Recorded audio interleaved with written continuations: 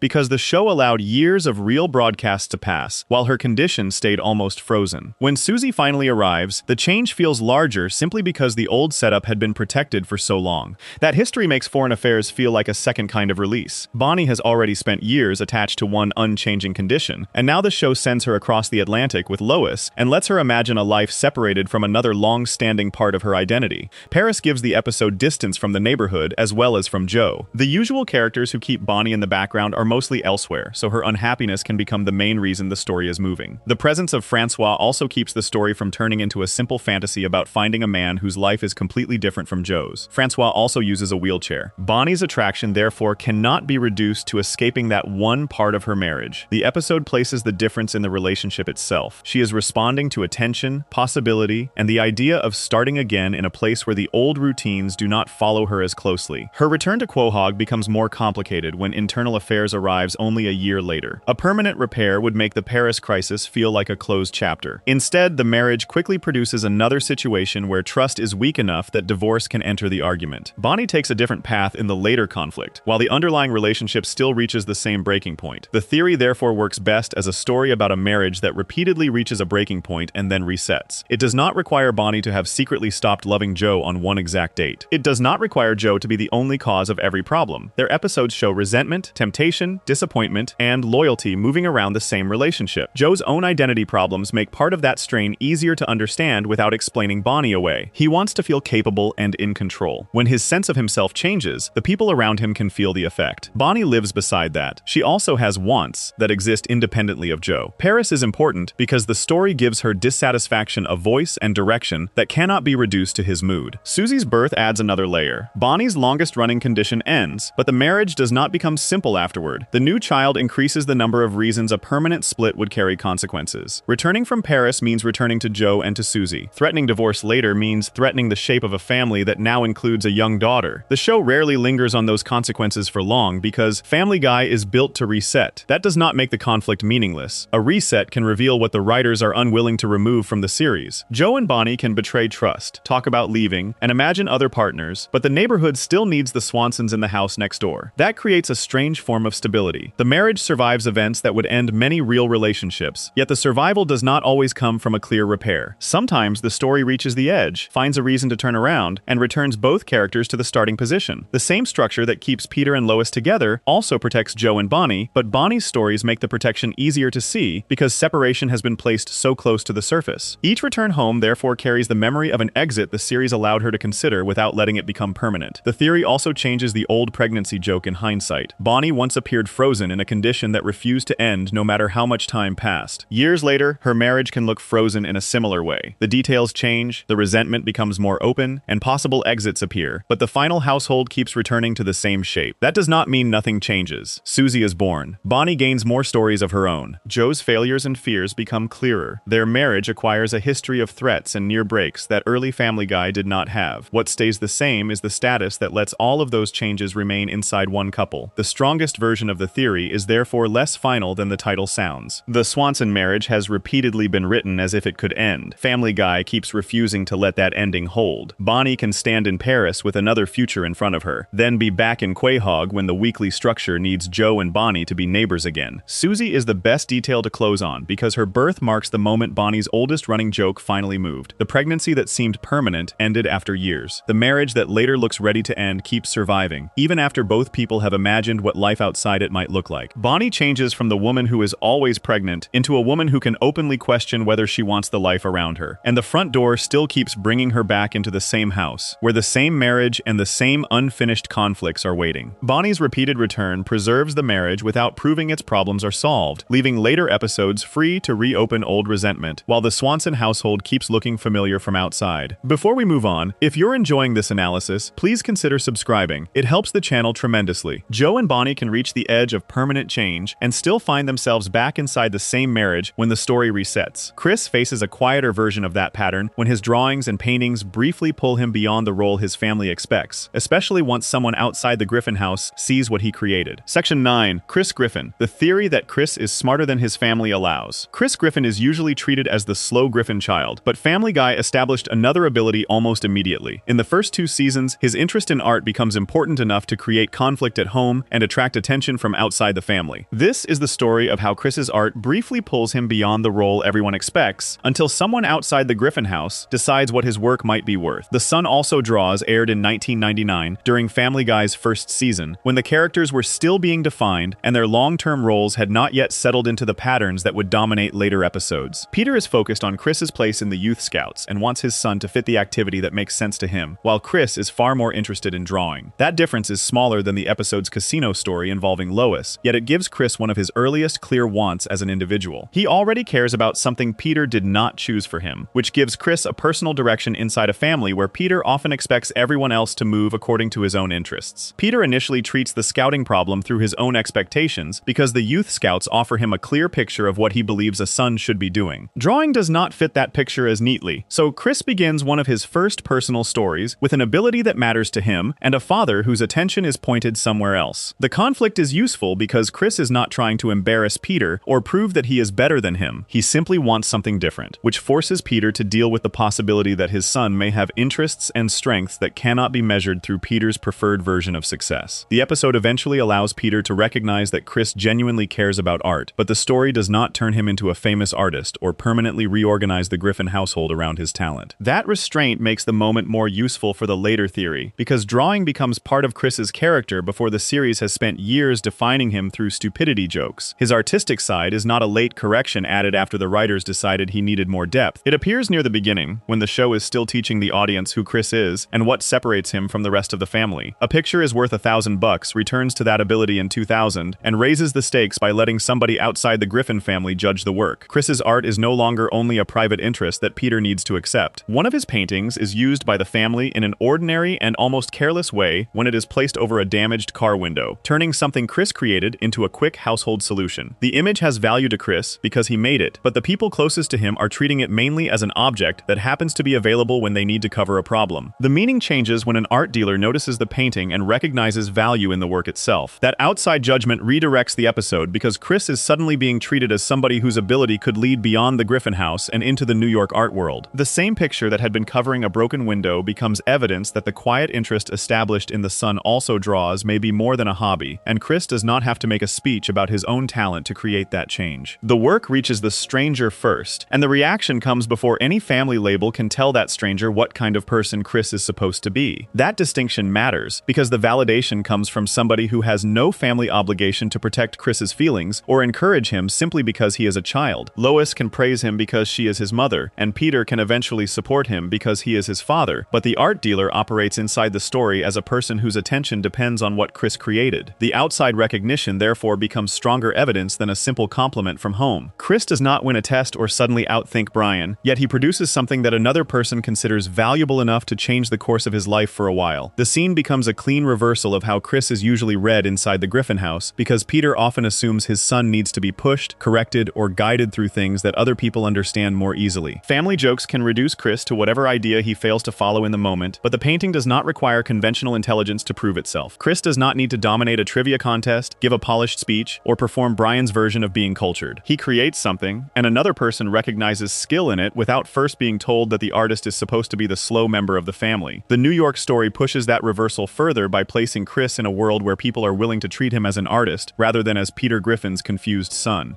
The attention changes the scale of his life for a while because the family begins reacting to Chris's success instead of Chris reacting to Peter's latest plan. That shift also puts Peter in an unfamiliar position. Peter is often the person chasing praise and trying to become special, while this time the attention has found Chris through something Chris can actually do, forcing Peter to deal with a child who possesses a form of value that did not come from Peter's idea of what his son should become. The story eventually returns Chris to Quahog because Family Guy is not interested in turning every later episode into the weekly life of a young painter. The art world fades from the center, and Chris goes back to the broader mix of traits that viewers recognize, including the confusion and poor judgment that make many of his jokes work. That reset does not erase the artistic side, because Family Guy can let a character display one form of ability in a focused story and then return him to a simpler comic role once the episode no longer needs that ability at the center. That reset is where the controversial theory becomes useful, although the wording needs an important limit. Saying Chris is secretly smarter than his family allows can sound like a claim that the series has hidden a genius underneath years of jokes, yet the early episodes do not support that reading. Chris can be gullible, academically weak, and slow to understand simple ideas, and those traits are genuinely part of his character. The stronger theory is that the dumb son label is too small for the abilities Family Guy has already shown him possessing, especially when intelligence is treated as something broader than school success, verbal confidence, or the ability to keep up with Brian. Art provides the clearest evidence because it appears more than once near the beginning of the series. The son also establishes the interest, while a picture is worth $1,000 gives that interest outside validation and a larger consequence. The two stories are close enough together that the second feels like a continuation of something the show already knew about Chris, rather than a random skill invented years later for a single plot. That early placement matters because the contradiction between Chris's foolishness and his artistic ability is almost as old as the character himself. The difference also separates intelligence from academic performance in a way that suits Chris better than a secret genius theory ever could. Family Guy often uses his confusion as a joke when another character explains something simple, but artistic ability depends on a different group of skills, including observation, imagination, patience, visual judgment, and the ability to make an image communicate something to another person. Those strengths can exist beside weak grades or poor common sense without canceling either side. Chris does not need to become Brian for his abilities to count, and the family does not need to be completely wrong about his weaknesses for them to be overlooking something real. Peter's role strengthens the pattern because he keeps trying to interpret Chris through things Peter already understands. The youth scouts give him a familiar path, and public success gives him another. Once the art dealer notices Chris, Peter can understand the talent more easily because outside attention has placed status around it, turning a quiet interest into something visible enough for Peter to value. Chris's ability does not suddenly become better after the stranger notices it. The change happens in the way other people read what was already there. The second season story strengthens that independence by removing family opinion from the first serious judgment of the work. The art dealer sees the painting without carrying a long history of Chris's failed schoolwork, confused conversations, or foolish decisions. The image arrives without the role attached to it, which means the stranger can respond to the ability before responding to the character label. That clean first look is exactly what the Griffin household rarely gives Chris, once years of familiar jokes have taught everyone what they expect from him. The high point is therefore the painting over the damaged car window, because that object carries two readings at the same time. To the Griffin family, it is available enough to cover damage, while to the person who notices it, the same image is worth stopping for and taking seriously. Chris does not change between those two reactions, and the painting does not become more skillful when the art dealer appears. Only the observer changes, which makes the scene a compact example of how a fixed family role can affect what people notice about the person inside it. That idea reaches beyond art because everyone in the Griffin house already occupies a familiar place. Peter is the foolish father. Lois is usually the responsible mother. Brian presents himself as the cultured one. Stewie is the brilliant baby. Meg is the target, and Chris becomes the slow son who can be counted on to misunderstand. Once those positions become reliable, new evidence does not always replace them, because the old roles are useful to the show's comedy. Chris can display a real strength without forcing the series to retire the version of him that produces easier jokes in the next episode. The art stories therefore show how ability can sit beside a fixed role without permanently replacing it. Peter can be proud, the family can travel because of Chris's talent, and an outsider can recognize work that the Griffins were barely treating as important. Yet the weekly structure still has reasons to bring Chris back to his familiar place. That return does not prove the earlier story was meaningless. It turns Chris's talent into a contradiction the series can carry, allowing him to be bad at one kind of thinking while remaining good at another. Calling him a secret genius would weaken that contradiction, because it would force every foolish Chris moment to become evidence that he is pretending, being suppressed, or hiding some larger truth the series never established. Nothing in these early stories requires that explanation, because Chris behaves foolishly as a genuine part of his character, while the art exists beside that weakness and shows that one label cannot account for every part of his ability. The theory works best when it expands Chris rather than replacing one simple label with another. The aftermath of a picture is worth $1,000 reinforces the same point through the reset. Chris does not return from New York and spend every later episode building a portfolio, and the family does not permanently reorganize around the fact that a serious artist may be living upstairs. Family Guy returns to its normal comic needs, leaving the artistic side available when a story wants it, and quieter when another kind of Chris joke works better. The reset restores the role without deleting the evidence that the role is incomplete. The painting remains the best object to carry the entire theory. Because Chris makes it before he receives any public title, his family uses it to cover a broken car window, and an outsider sees the same image as evidence of ability. Nothing about Chris changes between those reactions, while the frame around him changes enough to reveal how strongly a fixed expectation can shape the value people notice. Chris can still misunderstand Brian, follow Peter, fight with Meg, and act like the simple teenager the family expects. Yet behind those jokes sits a much older fact. Family Guy built two early stories around the idea that Chris could make art people wanted to see, which means the dumb son label may describe part of him without ever describing describing all of him. Chris's art leaves a contradiction the series never removes. His family can recognize the talent briefly, then return him to the simpler role their jokes require. Before we move on, if you're enjoying this analysis, please consider subscribing. It helps the channel tremendously. Chris needs an outsider to notice the painting before his family can see the value that was already there. Meg never gets that kind of outside validation or escape from the role waiting for her at home. When a storm traps the Griffins together, that role is finally tested, and the family is forced to confront what changes when Meg stops carrying it. Section 10. Meg Griffin. The theory that the Griffins need Meg. Meg Griffin has spent years as the safest target in the Griffin house. Peter mocks her, Lois often fails to protect her, and Chris can join in without changing the family's usual balance. A storm finally traps them together long enough for Meg to stop accepting that role. This is the story of what happens when Meg answers years of insults instead of letting the family move past them. Seahorse Seashell Party aired in 2011 as part of Family Guy's Hurricane Story, and the severe weather matters because it removes many of the normal ways the Griffins escape one another. Peter cannot wander off to the Drunken Clam, the children cannot simply leave for school, and the family has to remain inside the same house, while pressure from the storm keeps building outside. The episode uses that confinement to turn an ordinary Griffin pattern into something harder to avoid, because the people who usually move from one joke to the next are forced to stay in the same rooms with the tension they have created. Brian has his own crisis after taking hallucinogenic mushrooms, which leaves Stewie occupied with watching over him, and separates the main family conflict from two characters who often redirect a Griffin argument. Peter, Lois, Chris, and Meg are left facing one another with fewer distractions, and the old pattern quickly reappears as stress inside the house becomes another excuse to target Meg. The family does not need a new reason to make her the joke because the role already exists, and everyone knows how to use it without needing to discuss what they are doing. This time Meg refuses to let the insults disappear into the next scene, and her first major confrontation turns toward Chris, who has enough experience being mocked that he should understand what it feels like to occupy a lower position in the family. Meg points out the contradiction in his behavior because Chris still joins the family when she becomes the target, protecting his own place by standing with the people above her. Their sibling relationship has often allowed that pattern to pass as ordinary teasing, but the storm gives Meg a chance to identify the cost of it directly and refuse to let Chris hide inside the group.